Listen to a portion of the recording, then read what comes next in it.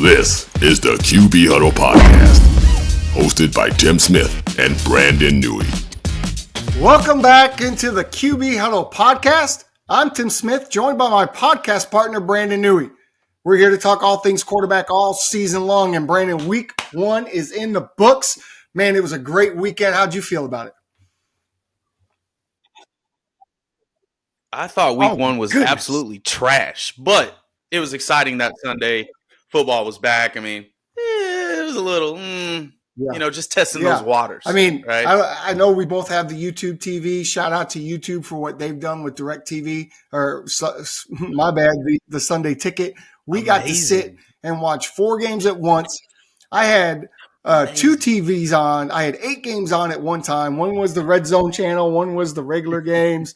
Man, I had the best take. College football was great too. College football has really come on fire on YouTube with their 4-game channels. So, man, it's a lot of fun, wasn't it?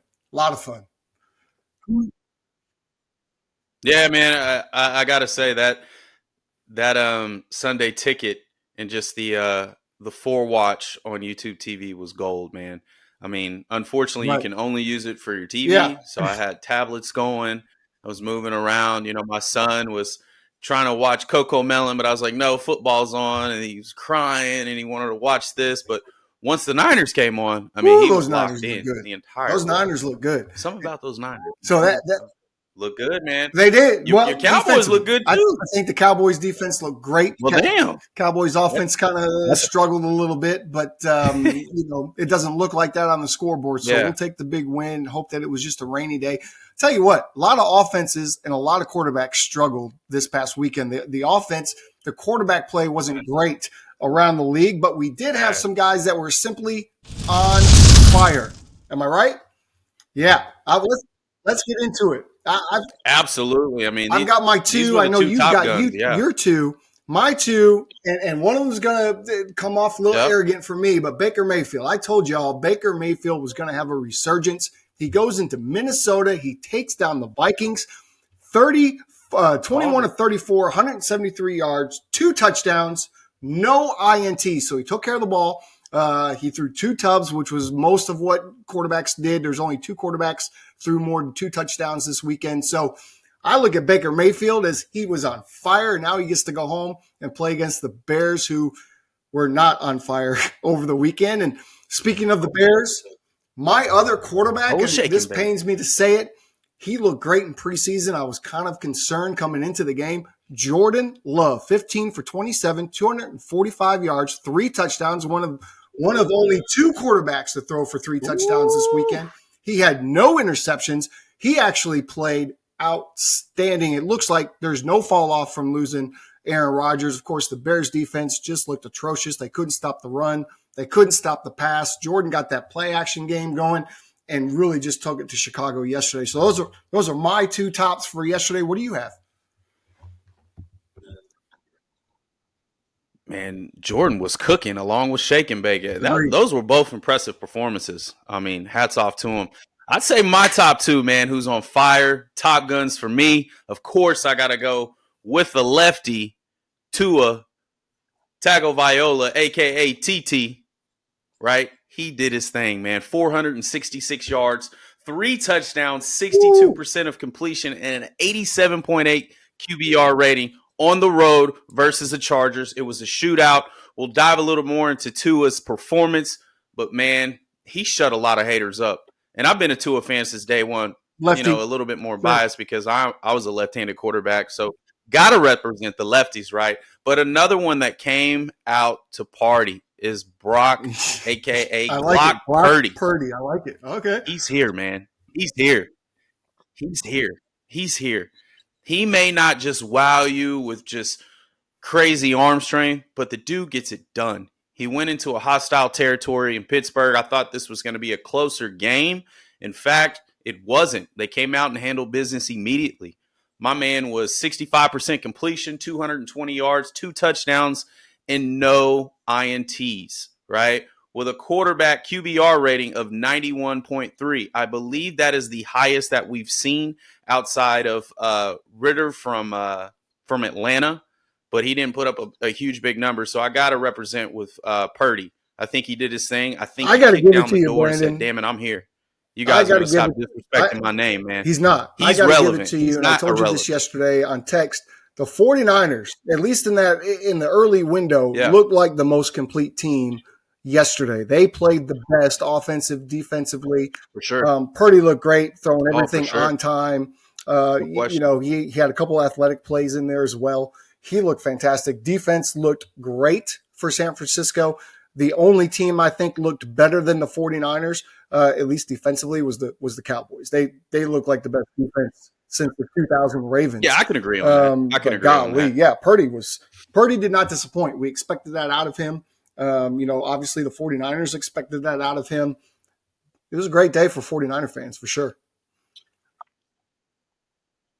I'm gonna need you to dial back that 2000 Ravens defense. I mean, you realize what we saw last night from the Cowboys, right? The D-line is incredible. Micah Parsons is unblockable. What is the Giants?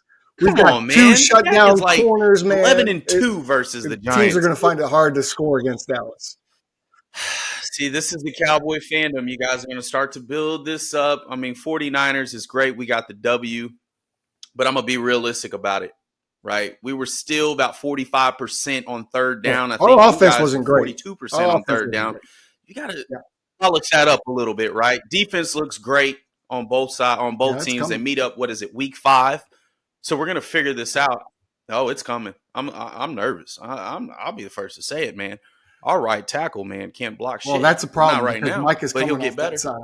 He'll get better over and over again. So let's. We talked about the good, man. Who was your garbage juice this weekend, Brandon? And we're gonna go through this every week. We talked about the good. Who was on fire? Who's in the garbage juice bucket for you this weekend? Yeah, these quarterbacks played absolutely ass, but I'm going to start out first, man. Ryan Tannehill, brother, you got to go. As a semi-Titans fan, I grew up in the McNair era, so I fell in love with them. Steve Young was out of the league. I was a young kid. I really focused in on Steve McNair. That was my guy. We're still trying to find Steve McNair still. I think we may have him with Willis. I think you're. I don't know if Vrabel wants to make that move right now. But going back to Tanny Poo, it's not even Tanny Hill no more. It's Tanny Poo. My man was 47% completion, 3 interceptions, and no touchdowns with a 10.3 QBR rating. Are you serious? Never been a fan. That's what we're going to put out on tape. You can't put that on tape, brother. No more. No. That can't happen. Man, that can't happen, man. That can't happen. A 10.3 QBR rating. I don't even think he deserves to be talked about anymore. You might as well move on to the next. He was terrible. Bless his heart. No. You can't put that shit out on film anymore, brother. The next one. Now, I know people are probably going to say, oh, it's okay. It's one game. Screw that. Joe Burrow. Pooh. You signed that huge deal and came out and laid an egg in Cleveland. You still haven't beat Cleveland. You had a 20.4 QBR rating, 42% completion, and you didn't even throw 400 yards, brother. Now, if you're hurt, okay, I'll give the benefit of the doubt. You may be hurt. He said he's not hurt. Why don't you step on the damn field? Come sit by me is what Coach used to say when they messed up. No. Well, damn it, you can't put that out on tape no more, man. I'm not going to say he's hurt. You can't put it out on tape. He said he wasn't hurt, right? So that ain't good. Healthy. I'm with you. You can't both put of that those out on tape quarterbacks were terrible. That's bad. That's bad. I think both of those guys. That's atrocious. So we're talking the same language. I'm going to add a guy. Now, there was a lot of poor quarterback play yesterday, but this is a guy that came into the year with a lot of expectations. I had the jersey on at 3 o'clock. I had the number 1 jersey on from Chicago, ready to dominate the Green Bay Packers, and it didn't happen. Justin Fields, I'm going to put him out there. He was nothing like what we wanted him to be. In fact, he's starting to really show signs of him being who I thought he was going to be coming out of the draft. He's very inconsistent passing the football. He doesn't see the field very well. He tends to lock in on one side a little bit, and then he likes to go to that run. Now, he had some incredible runs. We expect that. He's a tremendous athlete, but that's simply not going to get it done. Justin was 24 for 37, 216, 1 touchdown, 1 interception. That doesn't sound bad, right? But if you watch the game, it was a lot worse than that. Doesn't sound bad at all. Completing his passes. Most of his passes he completed were screens and checkdowns, and I'm all for that. But, I mean, you've got some guys like Mooney, DJ, who can get loose in that secondary, and Justin's just not seeing the field. I'm excited to see when the All-22 comes out because I want to watch some of that to see exactly what he's missing on. But he looked the same. He looked like the same quarterback that we saw last year, which we were supposed to see a huge leap, just didn't see it yesterday. So, we usually come out, we're going to try to come up with 4. I'm sure there was 4 out there that didn't play well, but these are guys that we expect, but particularly Joe and Justin, to have good days yesterday, and they just didn't. Of course, Joe's never won in Cleveland, so he just continues that trend. So, Brandon, we talked about that. We talked about who was good, who was bad. But now this is the fun part to me. Who surprised us? Who stepped up and played better than what we thought they would? And I'm going to start the train with Jared Goff. He was steady all night in Kansas City, 22 of 35, 253, 1 touchdown. The big number, no interceptions for Jared Goff. He was incredible off play action. That's one thing the Lions did. They got that run game going. They controlled the clock best they could. And then they started getting that play action, dig across the middle. He hit about 4 of those, Jared did. He was calm. He was steady. He was confident. He made a drive in the 4th quarter to get the lead. Man, that defense we knew was going to come, right? But Jared Goff, to me, he surprised me. He played a lot better than I thought he would. We know Detroit's got a good defense, but Jared Goff really did his thing to pull off that win in Kansas City. The next guy, Anthony Richardson. Yes, they lost. The Colts lost yesterday, but they played the Jaguars, who, by the way, were a playoff team a year ago, who won a playoff game. They were in the 4th quarter winning that game. Of course, Richardson throws the late 4th quarter interception, but that's okay. We expect that. 24 for 37, 223, 1 touchdown, the 1 interception. But he had a lead in the 4th quarter, right? As a rookie, I saw a lot out of him. The one thing I'm going to say, slide, my man. You got to slide. He took some big hits yesterday, particularly in the 4th quarter. He took a big shot, made him a little woozy. My man, you got to protect yourself. Big kid, but you got to learn how to slide. So those are my 2 surprises of the weekend. Who surprised you, my man? Those were great ones. I mean, going back to Anthony Richardson, he played much better than I expected, right? But he's got to get down. He's a big kid. Yeah. They're really going to hit him, okay? He's a quarterback, looks like a DN, I think for me right now, the biggest one of it was a huge question, and I put this out on TikTok, as far as quarterback surprises, even though I missed, with Justin Fields is just not getting it done. Didn't look good, or was it the Green Bay defense, right? Was the Green Bay defense really that good? Are they still legit? XO reminded us back in the couch coach that, hey, they're still the same team. They look like it. Now, getting off topic, I just want to go to Jordan Love's debut, on the road in Chicago, one of the oldest rivalries in NFL. This is his first big game after the Rodgers era. Can he get it done? My man looked calm, very in control, right? I don't think he turned the ball over once. I think he was extremely efficient. I think he made smart plays. 245 yards passing, 3 touchdowns. That was very impressive. Very impressive. And he actually threw for 245, something Rodgers didn't really do all the time. Rodgers, that was a heavy run, though, right?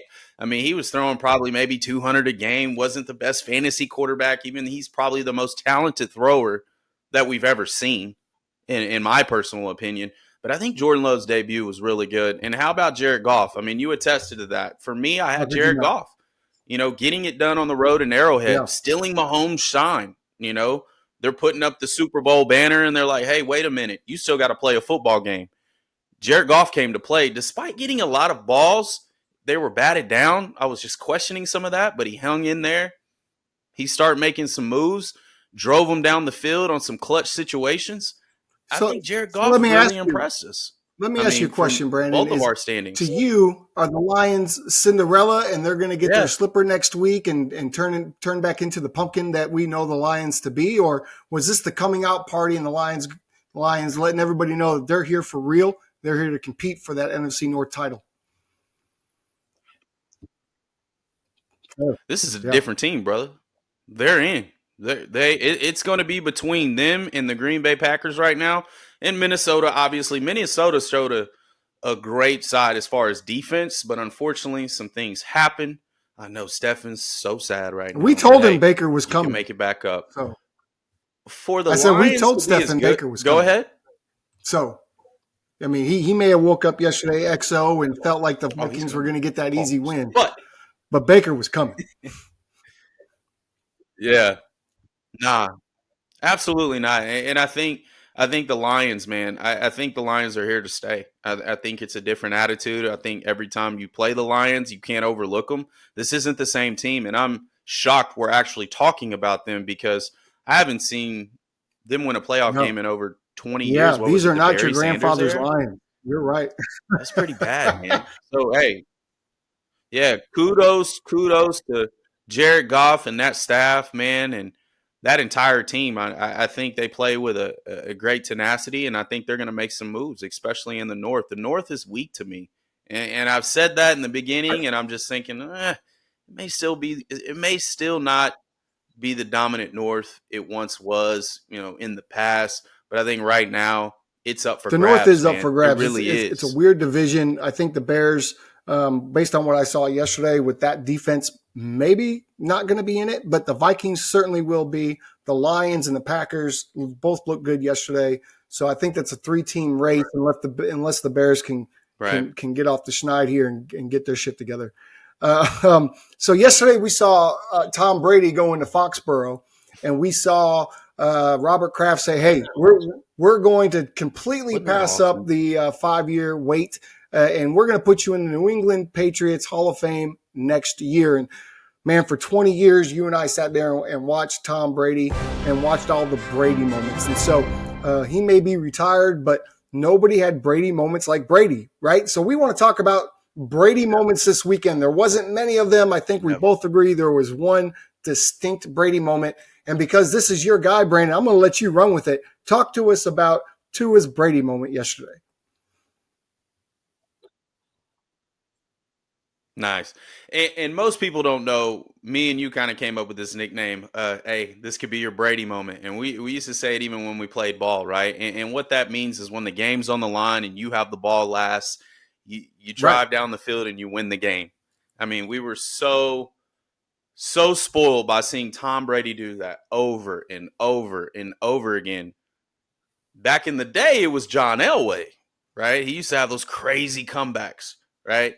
But the Brady moment for me this week goes out to Tua. I think what Tua did, despite all the media criticism of him gaining a little bit more weight, I think Ryan Clark said something about he looks like a stripper in Atlanta. Right. But hey, man, he's Samoan, man. Leave him alone. Tua's sensitive, but man, I'm going to give him his flowers. I think Tua is, with those weapons, they could be the best offense in the league, especially with their head coach. By the way, came from the 49ers, was our passing coordinator during that time, right? I think they got an opportunity. I think they do. I think they stole one from the Chargers. Last year, the Chargers gave Tua fits. He found ways to adjust it, despite the one pick. I mean, that was earlier in the game. But I think he showed a lot of grit and resilience in driving down the field, making Tyreek really look like a receiver god yesterday. I mean, by the way, I had him on fantasy. Had him on my fantasy team. My man got me 52 points. Well, you talk about that drive. Crazy, right? We definitely want to break down that drive because you've got the Dolphins, right? They're behind in the game.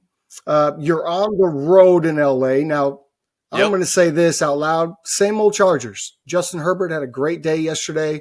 He has the lead in the fourth quarter, and the Chargers defense, once again, like we saw a lot last year and the year prior, they lay down and they let Tua and the Dolphins go down. And here's the big play for me. It's 3rd and 10. And Tua hits that the wheel route to Hill down the sidelines.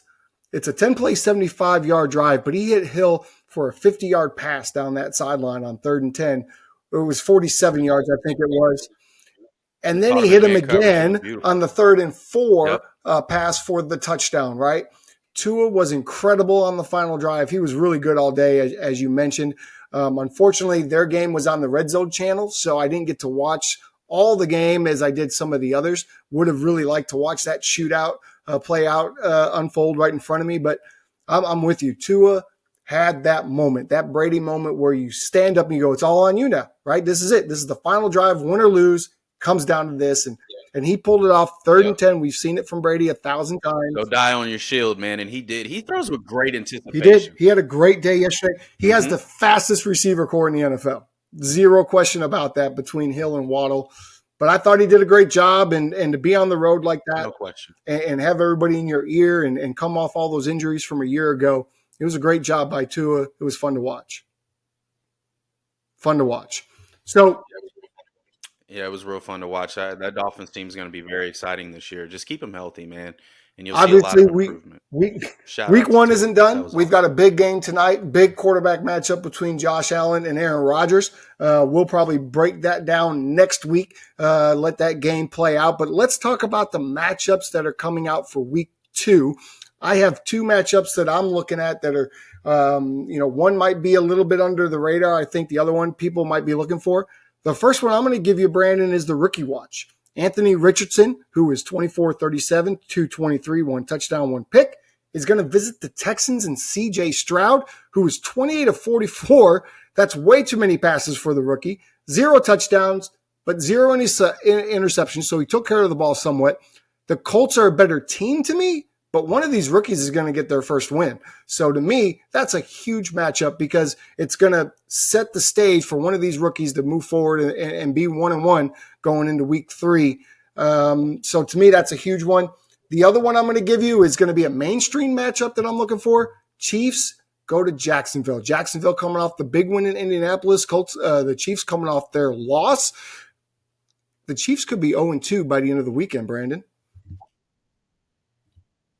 Ooh. So these are two. It's possible. Both Mahomes and Trevor were similar in their numbers. Both threw 2 touchdowns. Both threw 1 interception. It's going to be a tough one for the Chiefs, I think, going on the road into Trevor Lawrence's house, where the Jacksonville is coming off of good momentum, getting that road win. They're a playoff team. They're looking to win their division. It's very, very weak, I think. This, like I say, we could see a 2-0 Jacksonville and an 0-2 Kansas City Chiefs. Where are you at this weekend? I got one that I'm really looking forward to seeing. Both had some subpar performances this past week. One's coming off of a win. The other one's coming off of an ass kicking. Right? I'm looking at Lamar Jackson versus Joe Burrow. Right? 2 of the highest paid guys in the league.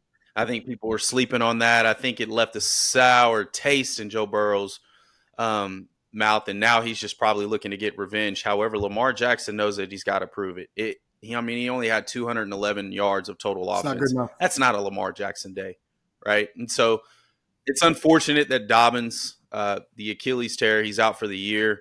Man, I think he's missed 2 of the past 4 seasons, and that's unfortunate. I don't know if his career is over or not, but he may not be able to pick up that option, which is unfortunate. So do they rely heavily on the run game, or do they say, hey, Lamar, we're giving you the keys and we're letting you go? He didn't have Mark Andrews this past game, which I feel he's a main part of that offense.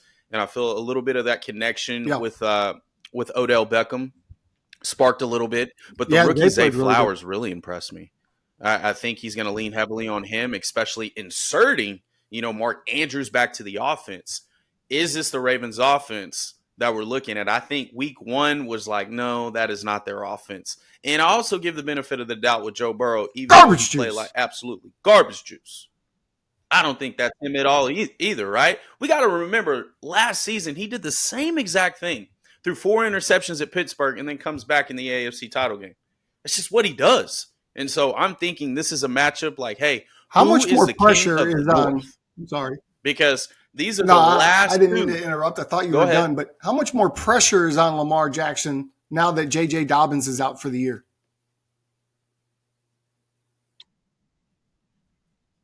J.K. Dobbins, I think it's a lot of pressure. I think when you sign over a $200 million deal, it's going to be a lot of pressure. I mean, I'm not a big fan of paying these quarterbacks over $100 million deals. I've never been a fan, and we'll probably break that down on a segment because you got to really filter your team. You're only as good as those guys out there for you, right? I always say you got the best seat in the house. You just deliver the mail and watch the skilled players do the cool shit, right?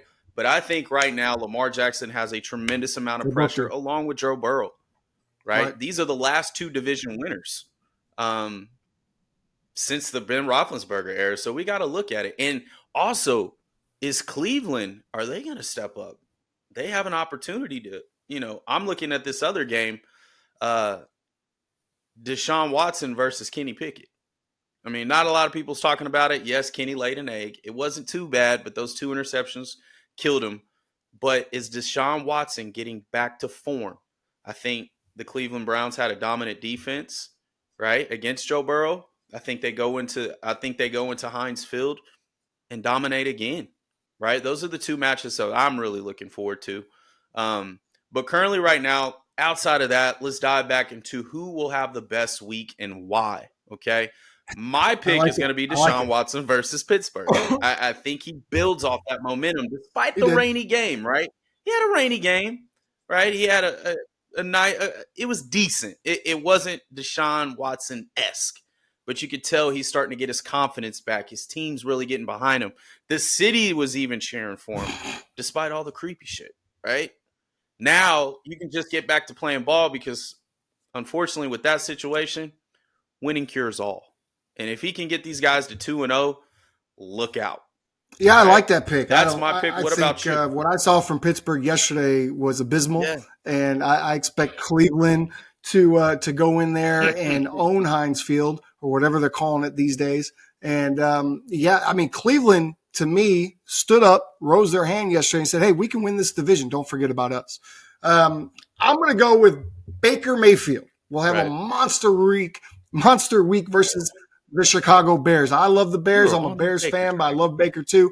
But I'm just talking all facts. No emotion here. The Bears defense was one of 2 defenses to give up 3 touchdown passes in week 1 to a quarterback that's been sitting and waiting. So how prepared are you? You had to go out and beat Green Bay yesterday. Yep. You didn't. Now you've got to go down to Tampa. Coming off a solid game in Minnesota, Baker Mayfield, I expect could have 3 to 4 touchdown passes this week. The Chicago Bears were nothing short of embarrassing this past Sunday. So I expect Baker Mayfield to have a huge week number 2. And there's not going to be any talk about, is he the right guy? I think yesterday cemented that he's the right guy. And I think next week is just going to be a confirmation of that. Baker Mayfield will have a huge day versus the Bears next week. Now let's talk about who's going to struggle. And I got one for you. It might be a surprise because I got his jersey on right now. I'm repping Aaron Rodgers for tonight's game. But I think Aaron Rodgers is going to struggle coming into Dallas next week. He's got to play a defensive line that just eats the entire game. We know that offensive line from Hard Knocks, not very good. Aaron was in their ass the entire show. Now you've got to go against the best defense in the NFL. I'm going to be a little biased and say the best defense in the NFL. Micah Parsons is coming for you, bro. Aaron Rodgers, 40 years old. Maybe you should stay in New York this week. Let Zach Wilson take the snaps because this is going to be an ugly day for A-Rod and the Jets. What do you got? Yeah, sit your old ass down, man. That's going to be a long day. I agree with you on that. But my pick is Anthony Richardson versus Houston. I think DeMeco Ryans has that defense ready. I mean, Lamar Jackson was held to 211 yards. He didn't even have any touchdowns. That's so you think that was the rare defense? From Lamar. I think he only got me I think my man only got me like 11 points in fantasy. It's kind of crazy. But I like that Houston team. I think CJ, yes, they may both struggle, but I think Anthony Richardson will probably struggle versus his team. Unfortunately, DeMeco Ryans has had a history of struggling against dual threat quarterbacks, as he was our former he was our Niners defensive coordinator, and we struggled bad when it came to dual threat quarterbacks. However, I think he's fine-tuned some things, or maybe it was the weather that was just bad with Lamar Jackson. Not sure about it, but when you have legs like that, I mean, rainy game or not, you should be able to move the needle there. I think Anthony Richardson could struggle there. Okay. I would personally stay away from that. I would stay away from that game because I feel it could well, be. It literally could be the a bad ugliest game of the weekend. Um, I mean, if we really look at it, it could be one of those 10-3 games by the end of the day. So not a great game to watch. I don't expect he'll struggle as badly as you do. Go with the under, 100%. Go with the under. Speaking of the under, man, we like to do this every single week. Brandon loves his fantasy football. He loves his prize picks. So for you guys, we want you to be able to go out, have an opportunity to win your fantasy league, maybe make some money on prize picks. So Brandon, go ahead and give us your top fantasies from the prior week, who to start this week, who to stay away from, and what are your prize picks for the week? Love it, man. Well, obviously, some of our biggest prize picks, and I bet a lot of teams did not draft this guy in fantasy football. Okay. Jordan Love had a monster day. He did. 3 touchdowns, no interceptions, did his job. Even another one, Brock Purdy, put up over 22 and a half points. That's what I need from my quarterback, right? That's my quarterback. Glock Purdy, we call him. Now, for this week, start him, okay? Start him. Just trust me on it. Trust me on it. Deshaun Watson at Pittsburgh, and this is controversial, but just trust me on it. Lamar Jackson versus the Bengals. You watch. Not after what I saw last weekend. I don't think I'd start him against. Trust me. Against the Bengals. I mean, not after what you saw. Well, hopefully it doesn't have a pour down rain, and we'll be okay there. But I think a guy to start also is another one is Jared Goff versus the Seahawks. I mean, Matt Stafford just picked them apart over 333 yards in a passing game. Without Cooper Kupp, right? And he had this other receiver that had 9 catches for 110 yards who's not even on the waiver wire, right? So that's a little concerning, right? I tried to find him on the waiver wire, and I couldn't even find him. I was like, what the hell? This guy he's not even on the roster, right? He had 9 catches, 110 yards, right? But I think Goff can light that secondary up, and I'm thankful that the Seahawks are in the West because I'm watching these Seahawks. Yes, sir. We're coming. We coming. And what does Deion say? And it's Louis. I'm bringing my luggage. Believe? And it's Louis. I believe. Speaking of Colorado, I believe. And it's Louis. Now, 2 quarterbacks to stay away from. Kirk Cousins versus the Eagles. Long day for Kirk. I think that's going to be a nightmare for him. They don't play very well when they play the Eagles. And I also think Aaron Rodgers versus the Cowboys. A-Rod, sit your ass back in New York. Do not even show up. Do not show up. Not versus that defense. Good luck. You thought it was bad on Hard Knocks when you couldn't get anything going. It's going to be a long Wait till day. you see this team. And I can't stand them saying this right now. But I love it. Those boys, hey, you might have something there, man. You now, might have something. Now, as far as my 4-man pick parlay, give it to me. Hate to cut you off, Tim, on my 4-man pick parlay. You really got to stick to tonight. And the Jets versus the Bills is going to be interesting. I don't know how the weather is going to hold up, but based off what I saw last night, it may be bad. You may not get a lot of passing yards from these guys. Josh Allen right now is going for 253 yards and a half. I would put under on that because I don't know how the rain's going to hold up there. And Aaron Rodgers 232 passing yards. I would also stay under there. I'm going to really focus on the running game aspect of it, and I think Breece Hall at 33 and a half rushing yards, I think that's actually good. I think that's a great pick if you want to say, hey, he's going to hit 34 rushing yards. I think you have an opportunity to do this. I know this is what I'm going with here. And also I have, despite right now, a receiver I feel like, okay, he can make an impact. They got Garrett Wilson at 69 and a half. I'm just considering the weather. I would go with Gabriel Davis at 44 and a half. I mean, he's known to have some big games, some big pop. But if that guy can get over 50 or 45 receiving yards, you got an opportunity. That's a 4 pick for $100. You put $10 down, you win 100. I think that's an easy pick. I think we're going to put in the code, lock in on my Prize Picks code. Oh my I had goodness. an opportunity where I won $150 last night. That's the best way to watch football. Yeah, that's the best way to watch start of the season. Winning money. That's right. It's a great way to watch it, man. Great way to watch it. But when you're making these picks, guys, really look into the weather, because all on the East Coast we saw a lot of rainy games, right? So I think we're going to see the same exact thing. And we all know New York fields aren't very good. That field is a travesty, as we've seen so many injuries take place on that. I hope everybody stays injury free, because I feel these are the two of the best teams in the AFC right now. But hopefully the weather clears up and they're able to shoot it around a little bit. But I would say Prize Picks tonight, I would go under, but increase your rushing stats if you can, especially with Breece Hall. I think that'll be a solid pick there. And that's all I have, man. It was a good episode too, man. Episode 1 was awesome. So appreciate all the viewers, people who hit subscribe.